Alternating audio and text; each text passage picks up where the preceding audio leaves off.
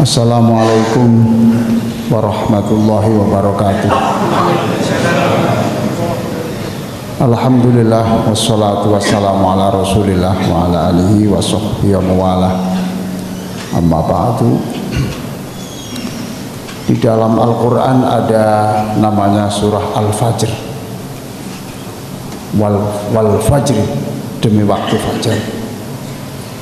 Ini adalah bagian dari sumpah Allah wal asri, demi waktu.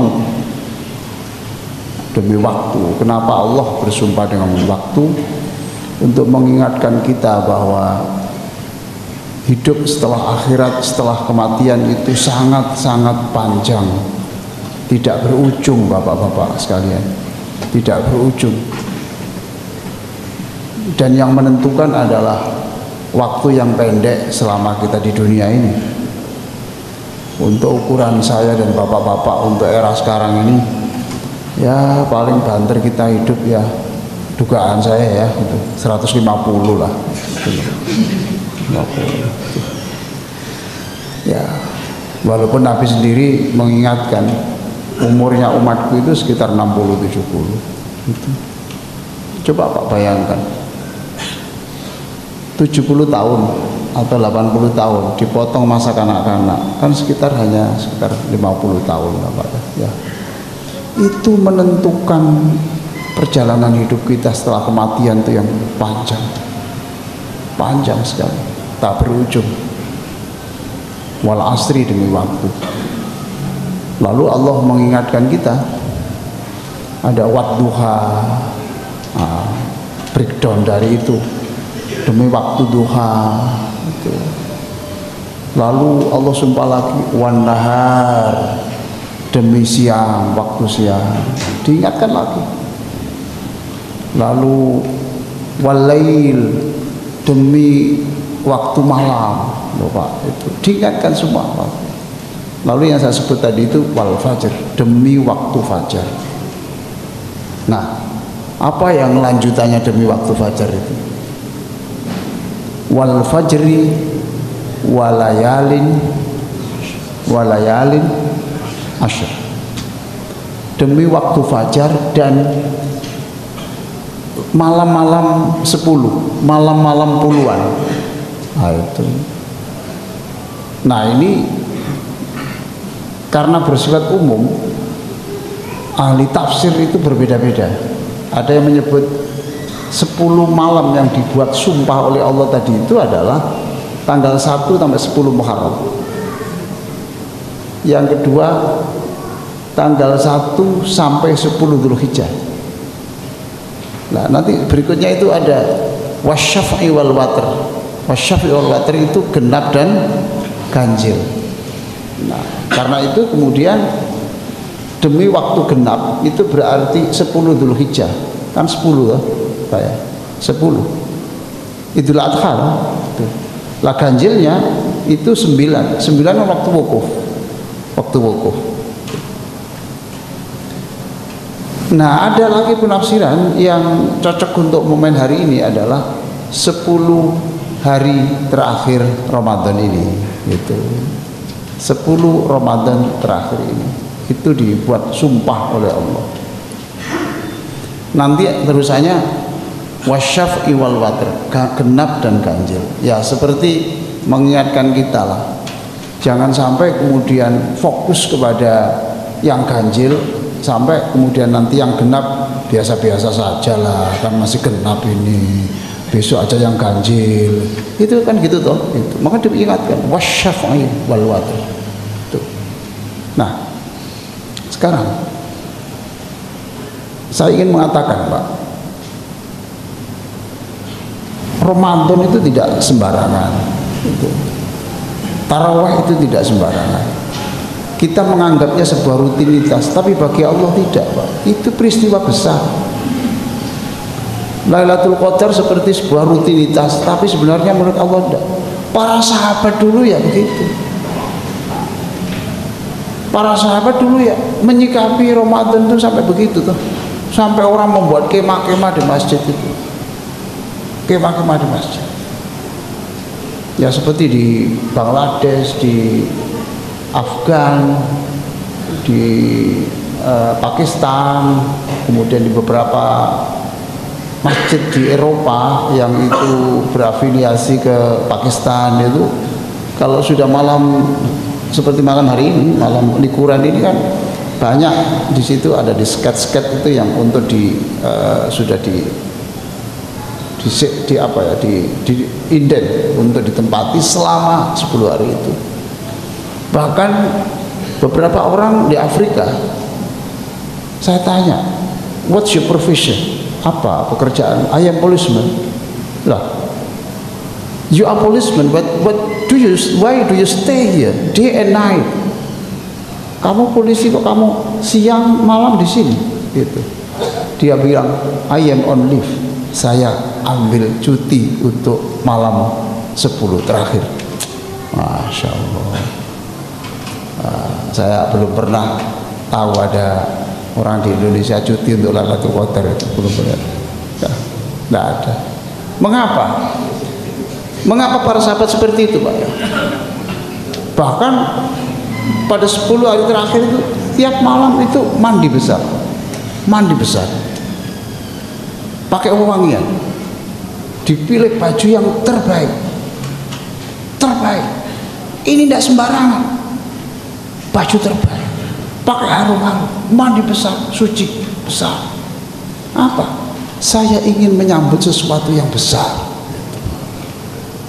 Jadi sesuatu itu berharga itu hanya bagi orang yang tahu, Pak. Sesuatu itu berharga hanya bagi orang yang tahu. Ada orang yang membelikan temannya itu gelang dari batu giok. Itu belinya di Hong Kong. Itu harganya di atas 10 juta, Pak. Di atas 10 juta. Diberikan saja, kan tidak tahu yang diberi itu harganya berapa. Suatu hari ketemu ditanya, mana gelang yang saya berikan? Sudah saya jual, Mbak, di Dolbiro, 75.000. Loh, mahal, Pak, itu, Mbak, itu saya lihat di Wonokromo bawah itu, kayak gitu itu saya ketemu. Lagi dinyang 75, tak kayak no. Gini, Pak. Barang itu hanya berharga bagi orang yang tahu, Pak. Lailatul Qadar itu mengapa para sahabat sampai begitu? Ya karena tahu ini. Gitu. Bagi yang tidak tahu ya rutin-rutin saja seperti itu. Seperti kita sudah maksimal. Bapak lihat aja lah nanti di browsing itu. Hari-hari ini yang di Central Mosque di London itu, kalau tidak inden seminggu sebelumnya, masjid lantai 3 itu orang tidak akan dapat tempat. Itu loh, Pak. Itu luar biasa. Mengapa? Karena tahu. Wa ma adraka ma Lailatul Qadar. Maka di situlah maka Allah bertanya, tahukah kamu sebenarnya itu? Kamu sudah tahu apa enggak sih Lailatul Qadar itu? Nah, saya tidak menjelaskan Lailatul Qadar panjang-panjang karena waktunya terbatas. Itu. Ceramah yang tidak disenangi orang adalah ceramah Ramadan yang lama atau ceramah yang waktu maghrib sudah datang yang ceramah diteruskan. Oh, itu murka besar itu, murka besar. Ya, Pak, ya. Saya hanya berbicara gini, Pak. Lalu kita mau apa? Yang kita kehendaki apa? Yang kita kehendaki adalah tanazzalul malaikah waruhu fiha bi idzni rabbihim min kulli amrin. Lanjutnya apa? Salam. Itu, Pak. Salam itu senang. Hatinya tidak susah, ada musibah atau apa ya, tenang saja. Pokoknya takdir itu, kalau takdirnya itu Allah itu pasti baik, gitu saja, husnudzan aja. Ada orang di Madura itu janda, lalu depannya itu ada pohon beringin. Ini yang cerita penyair Celurit Emas itu, Pak Zawawi Imran. Tiap pagi itu dia ambil daunnya apa?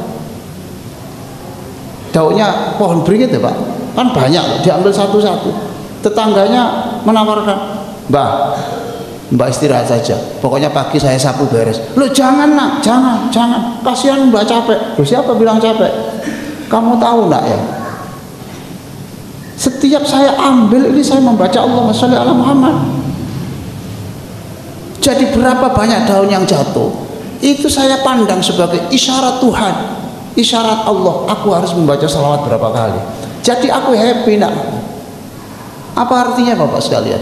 Sesuatu yang secara objektif kita pandang sebagai beban, itu kalau mindsetnya itu dibuat mindset yang nyaman, itu menjadi ringan lah, menjadi justru sebuah kenikmatan. Salam. Dan yang menarik tentang arti salam itu adalah, menurut saya, adalah yang ditulis oleh Ibnul Qayyim Al-Jauziyah. Ini ulama terkenal di Arab Saudi sana, muridnya Ibnu Taimiyah. Menurut beliau ini, apa salam? Salam adalah kesadaran yang dahsyat. Itu. Apa kesadaran dahsyat itu? Kesadaran untuk berubah, Pak. Jadi yang asalnya dia sering marah, kemudian Lailatul Qadar dia berpikir, apa begini ini baik bagi saya? Apa Rasulullah mengajarkan begini? Itu kalau ada kesadaran begitu, saya kok bekerja seperti ini halal apa haram, saya harus berubah, itu salah, itu salah. Kesadaran untuk berubah itu salah.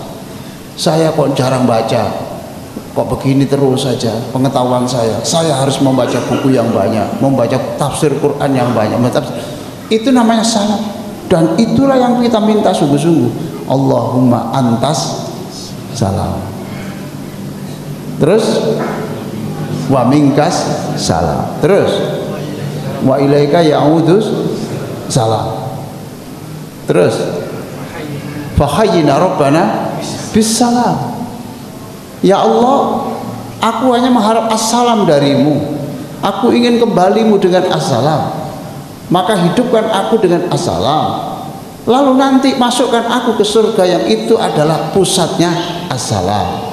Apalagi baca itu di masjid, assalam, tambah jos tuh Pak, apa jos tuh, assalam, kesadaran. Maka tadi pagi saya berbicara di Bank Jatim Syariah, itu saya katakan awal akhir Ramadan harus menjadi awal kebangkitan kemuliaan kita semuanya sekalian. Ayolah berubah. Dan Bapak tidak boleh, Ibu tidak boleh, kalau dinasihati orang terus mamanya tindakannya kasar, terus dia bilang, Mas jangan kasar-kasar gitu. Ya sini ku teku, masa kon gak ro teku. Gelem yang ini gak gelem wis lho, ini kan menentang loh Pak. Mestinya kan terima kasih diingatkan, aku sudah berusaha, doakan ya saya bisa berubah, kan gitu enggak. Mestinya kon menyesuaikan. Loh, justru sing kono kan menyesuaikan ya. Jadi assalam, assalam, assalam, dan itu dari inti ceramah saya pada malam hari ini. Assalam adalah kesadaran besar untuk melakukan perubahan besar. Saya doakan, kita doa bersama, mudah-mudahan yang ceramah ini, ibu-ibu yang terhormat, bapak-bapak yang terhormat, Lailatul Qadar adalah malam perubahan besar untuk menyongsong pasca Ramadan sampai ketemu Ramadan berikutnya. Wassalamualaikum warahmatullahi wabarakatuh.